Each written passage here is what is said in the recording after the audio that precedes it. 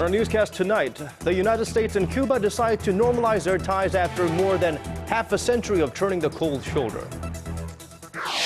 The U.S. investigation concludes that North Korea was behind the cyber attack on Sony. The studio decides to cancel the theatrical release of The Interview, the controversial film that started it all. And a key witness in the investigation into nut rage claims Korean Air tried to control his answers, while the Transport Ministry faces criticism over their handling of the case. Do stay with us for these stories and much more on Early Edition at 6.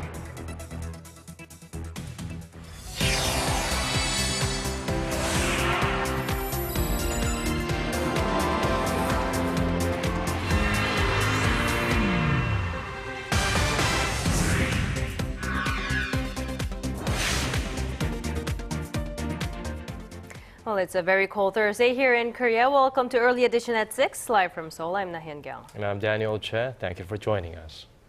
After being separated by a bitter history dating back more than 50 years, the U.S. and Cuba say they are beginning to work toward warmer diplomatic and economic ties. Well, not everybody agrees that this will serve both countries well, but what can not be disputed is that it's a historic deal. Park Ji-won starts us off tonight. Wednesday's historic announcement that the United States and Cuba will normalize their long-severed relations was made possible after 18 months of secret talks between the two leaders. Neither the American nor Cuban people are well served by a rigid policy that's rooted in events that took place before most of us were born. The United States will reestablish an embassy in Havana, and high-ranking officials will visit Cuba. Where we can advance shared interests, we will, on issues like health, migration, counterterrorism, drug trafficking, and disaster response. This decision by President Obama deserves respect and recognition from our people. I would like to thank and recognize the support of the Vatican, and especially that of Pope Francis, in helping improve the relations between Cuba and the United States. Bringing an end to more than 50 years of hostility, Cuba released U.S. aid worker Alan Gross on humanitarian grounds after he spent 5 years in a Cuban prison. In return, the U.S. will also release 3 Cuban intelligence agents. World leaders, particularly those from Latin American countries, hailed the news. I think that the possibility of the end of the blockade gives Cuba the conditions to coexist with the international community, something that is extremely relevant for the Cuban people and for all of Latin America. I want to point out that this is a key step, a historic step, a brave move that will allow for an important advance in the process of integration for all America. Experts say the restoration of ties will benefit people in both countries. It'll be easier for Americans to travel to Cuba. It'll be easier for Americans to send money to Cuba. And it will be much easier for Americans to support the emerging private sector, even with trade and capital infusions. All of that should help a rather weak Cuban economy. Washington and Havana severed diplomatic relations in 1961 after former Cuban leader Fidel Castro seized power and became the first communist leader of the country in 1959. Park Ji-won, Arirang News. Well, that development has many talking about the economic and political impact it will have in the region, but what people here in South Korea are wondering about takes a slightly different angle. Right. North Korea watchers are eyeing whether this will lead to Washington putting more efforts into normalizing ties with another communist state, our neighbor North Korea. Of course, hope springs eternal right now, and our Lee Ji-yoon looks into the possibility. When U.S. President Barack Obama came into office in 2009, he promised a new era of diplomacy with the so-called 3 pariah states, Cuba, Iran, and North Korea. 6 years later, it looks like President Obama has kept his promise for Cuba. Then what about Iran? Washington has tried to move things forward with Iran over its disputed nuclear program. Just last year, President Obama spoke on the phone with Iranian President Hassan Rouhani. This was the first direct conversation between leaders of Washington and Tehran in more than 3 decades. So now that leaves North Korea. President Obama admitted that the policy of isolation wasn't working for Cuba. And experts say it's possible that Obama might relax his isolation policy toward North Korea as well, to open up for more dialogue with Pyongyang. In fact, the top U.S. diplomat for East Asia, Daniel Russell, said Tuesday that the Obama administration has never been hesitant about holding direct talks with North Korea. He said Washington is waiting with open arms for dialogue with Pyongyang outside of six-party nuclear talks. Others say, though, that it's too early to link North Korea with what's happened with Cuba. Whether this is a new position that the Obama administration is taking in their foreign policy with respect to these kinds of countries is something that we could speculate over, but there's no reason to believe that there's a significant tectonic shift that is occurring here with respect to North Korea. For the Obama administration, there's also the hurdle of North Korea's humanitarian issues and nuclear program. Experts say in order to see a real change, either the South Korean government will have to dramatically change its North Korea policy, or North Korea will have to change its hostile attitude. Ijun, Arirang News. In fact, another sticking point as of now may be the recent cyber attack on Sony Pictures. Washington reportedly believes the North Korean leadership was behind the attack. This after Sony canceled the theatrical release of the controversial film The Interview following threats made by the hackers. Shin Se-min has the latest. The U.S. has reportedly concluded that North Korea was behind the cyber attack on Sony Pictures late last month, a breach that spurred a series of events that has now led to the studio canceling its Christmas Day release of the movie, The Interview. A government official with knowledge of the investigation says they found links to the North Korean leadership and that although the attack originated from outside North Korea, the individuals behind the scheme were acting on orders from the regime.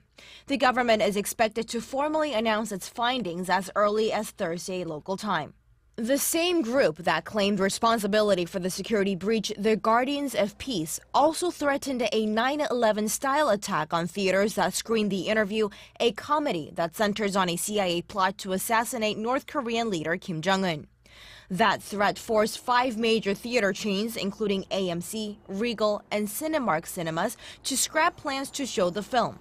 Sony responded by saying that it would not release a film at all in theaters, but made no mention of what it plans to do with the movie.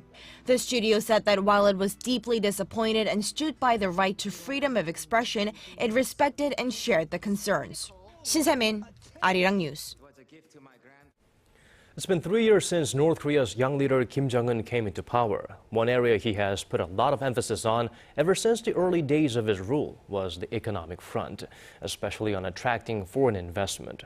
Our Unification Ministry correspondent Hwang Sung-hee takes a look at the changes made since. You see high-rise apartments, taxis, people using mobile phones, and children on rollerblades all on the streets of the North Korean capital, Pyongyang. Now, North Korea has recorded 3 straight years of economic growth, although it is in the 1% range, and experts attribute this to Kim Jong-un's relaxed regulations. Small companies have been granted autonomy in management, although there are limits to self-sufficiency. Such marketization through 장마당 or black markets allows people to more easily buy materials. But for a real economic liftoff, North Korea needs to attract foreign capital. For that, 10 more special economic zones were established this year, raising the total number to 24. North Korea claims over 300 foreign firms from countries like Australia and Singapore have invested more than $1.4 billion, although these zones are known to have received just $400 million, with 80% of the money coming from China. North Korea's unilateral manner of doing business is keeping investors away, says a Dutch businessman who leads business-related missions to North Korea. North Korea is also open for business and for foreign investment, but the foreigners, they are not going on a large scale into North Korea. And this is all politics, I'm afraid. Experts say as long as Kim Jong-un clings on to the so-called Pyeongjin line, or dual development of nuclear arms and the economy, any effort for change will be futile. North Korea may become more aggressive in introducing reform measures next year to form a Kim Jong-un-style economy. But there will be limits unless there is progress in dialogue on the nuclear issue, like the resumption of the six-party talks. They also note the need for secure legal measures, as the world saw North Korea's commitment problem when it unilaterally closed down the inter-Korean Kaesong industrial complex for 5 months last year. Hwang Sang-hee, Arirang News. Business park now face a one-day entry ban. 77. Digging deeper, getting to the bottom of stories that impact your life. Talking with you on air and online. Connecting you with experts on the world's most pressing issues. News and current affairs at its best. With Na Hyung-kyung and Daniel Che. Arirang News. Arirang News. Arirang News. On Early Edition at 6. Attention was on whether the U.S. Federal Reserve would change its phrasing, which said it will keep its near-zero interest rate for a, quote, considerable period. The wording did change, but Fed Chair Janet Yellen says the new guideline is consistent with its previous statement. For this story, here's our Song Ji-san. The Federal Reserve confirmed it plans to raise its key interest rate sometime next year. At the end of a two-day monetary policy meeting, the U.S. Central Bank said it will be patient when it comes to making a decision on when to increase the rate, a change in wording from keeping the rate for a considerable period. While the phrase hints more flexibility in its timing, Fed Chair Janet Yellen said the new guidance is consistent with its previous direction. The Fed said while the U.S. economy was expanding at a moderate rate, its pace of recovery is much faster than that in the Eurozone or Japan, and strong job creation has pushed unemployment down to a 6-year low of 5.6%. Yellen added officials would feel comfortable raising rates as long as other economic signals stay strong and inflation meet its goal of 2%, but it would not take place before the second quarter of next year. At some point, it will become appropriate to begin reducing policy accommodation. But based on its current outlook, the committee judges that it can be patient in doing so. In particular, the committee considers it unlikely to begin the normalization process for at least the next couple of meetings. Following the announcement, the dollar rallied broadly against major currencies on Wednesday, and U.S. stock markets were upbeat after 3 days of losses. Despite the sharp drop in oil prices and the collapse of the Russian ruble in recent months, the Fed statement did not touch on the recent global economic turmoil. Asked whether the Russian crisis could harm the U.S. economy, Yellen said the two countries were too loosely linked to expect any appreciable impact, but that they are keeping an eye on the issue. Song Ji-san, Arirang News.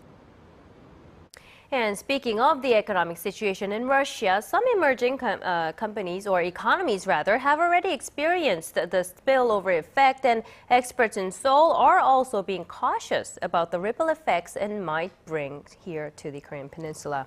Kim Ji-yeon has our next report. Speculation is rising that the crisis in Russia will trigger a domino effect and harm the Korean economy. Fears of a full-blown financial crisis in Russia are spreading as inflation is rising amid slow growth, fueled by falling oil prices and Western sanctions. A recession in Russia will likely bring a slowdown in European exports to Russia, further deepening the recession in Europe. This, by extension, is expected to curtail Korean exports to Europe.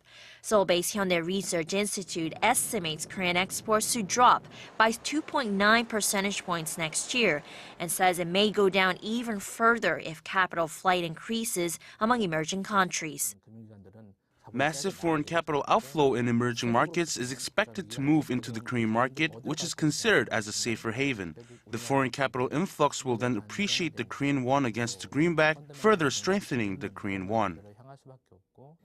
The researcher adds Korean exporters will increasingly lose their price competitiveness and bring a shock equivalent to that of the 2009 financial crisis, as Korean exports to Russia and Europe drop.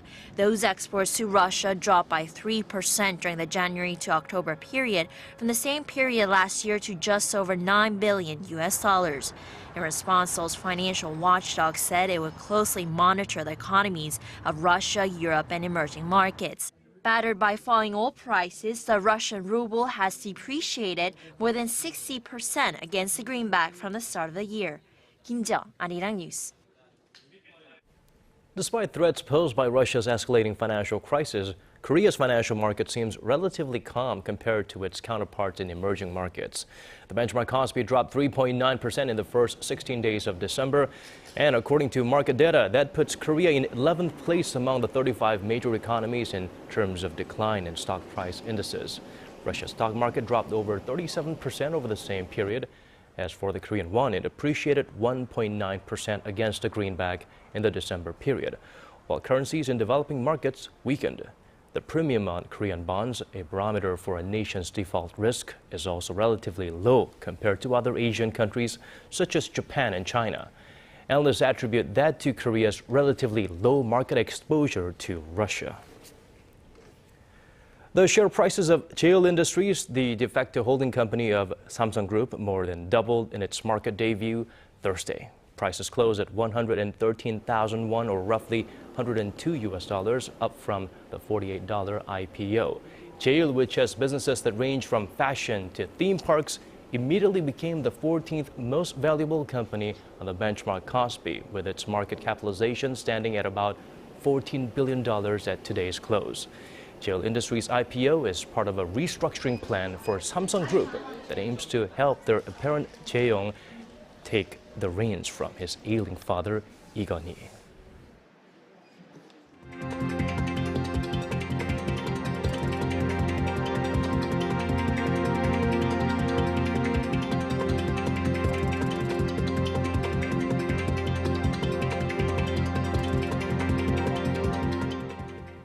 Now, prosecutors are looking into the so-called nut rage incident after the Transportation Ministry filed a formal complaint following its own investigation. But the ministry itself is under fire by some for loosely and unfairly handling the case. Chim Young-gil tells us more.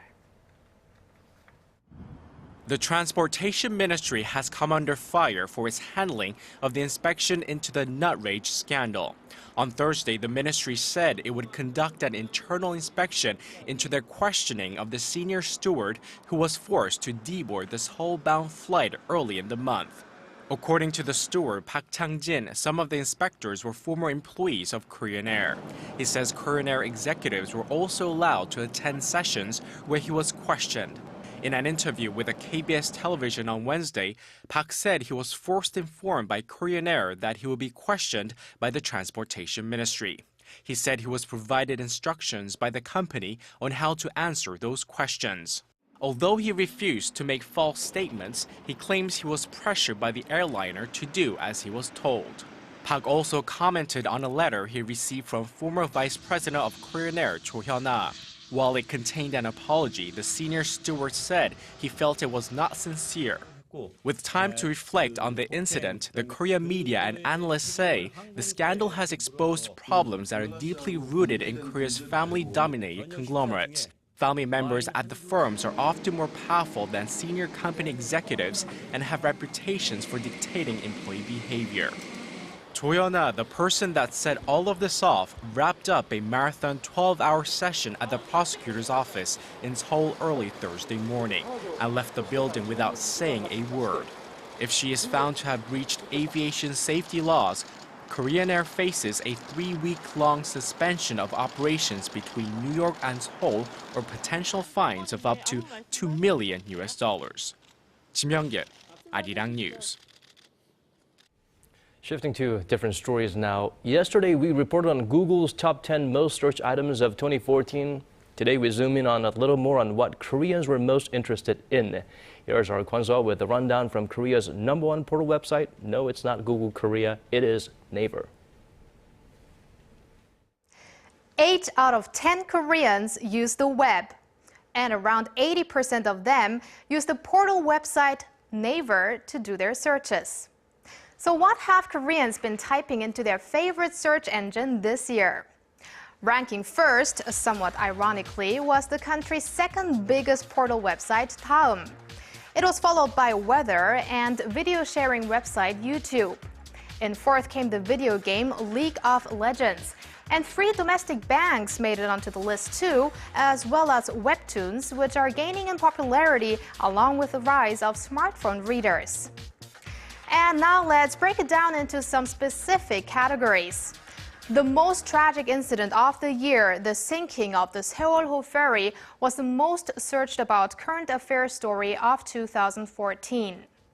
The person most looked up was figure queen Kim Yeona, who retired this year after the Sochi Olympics. In the movie category, the Disney blockbuster Frozen topped the list, and its popularity expanded into the music sector as well with Let It Go. In sports, it was none other than the biggest sporting event of the year, the Brazil World Cup. Now, weather wasn't just a popular search on the Naver website, but also on its mobile version, as well as on Google Korea.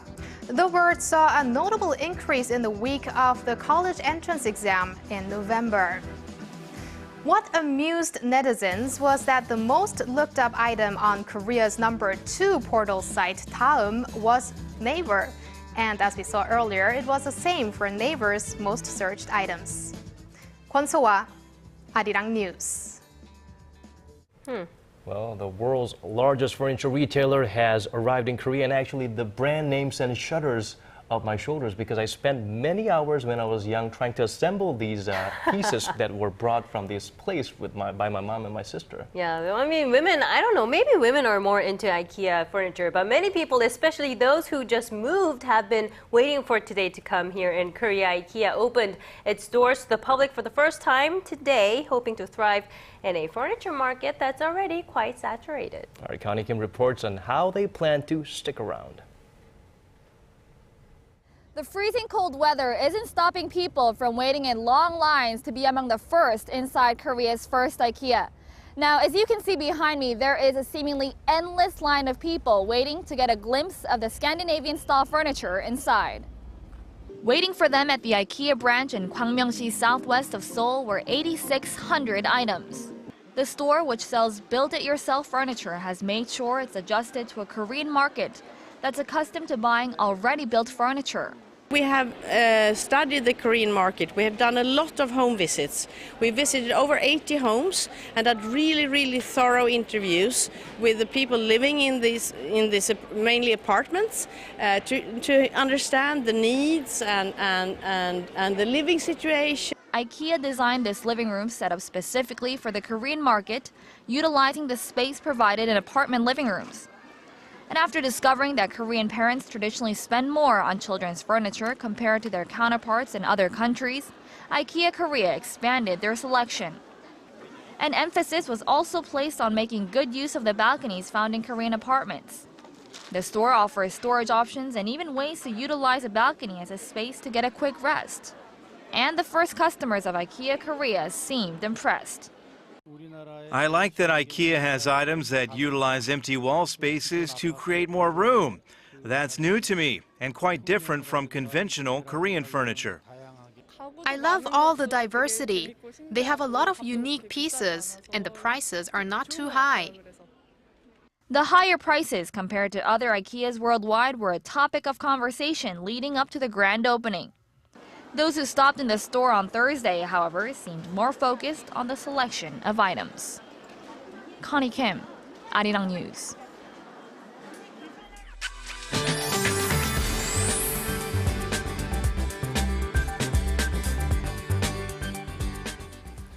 The frigid weather continues here in Seoul, where we hit our lowest mark this season at -13 degrees. Can you believe that? -13 degrees. Well, it got as low as to -20 in some mountainous regions in the Gangwon-do province. Let's turn to our Michelle Park at the Weather Center for the latest. Michelle. Good evening, guys. It truly was a cold day here in the capital. The highs only topped out at -2 degrees. The cold wave alert have been lifted for Seoul and some surrounding areas. However, there are still some regions in Gangwon-do and Gyeongsang-guk-do provinces where alerts are still in effect. Now, the good news is that we're about to break out of this cold spell. We're expecting both warmer lows and highs on Friday, although nationwide snow is also in the forecast tomorrow evening.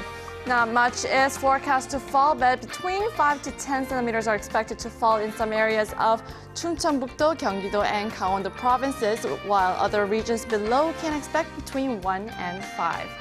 Now to our readings for tomorrow. So we'll start off Friday morning at -8 and gets up to 2 degrees in the afternoon. Meanwhile, the southern cities such as Daegu and Busan will top out at 4 and 6 degrees. And to other regions, Jeju Island tops to 10, Dokdo hits 7, while Mount Keungang reaches down to -2 degrees. Well, that's all for now, Michelle Park, and have a wonderful evening. And that's all from us. Have a great start to your day or a safe drive home. This has been Daniel Chang. And I'm Nai Hun-kyung from us and the rest of the team in Seoul. Thank you very much for watching. We'll be back at the same time tomorrow. Bye-bye for now.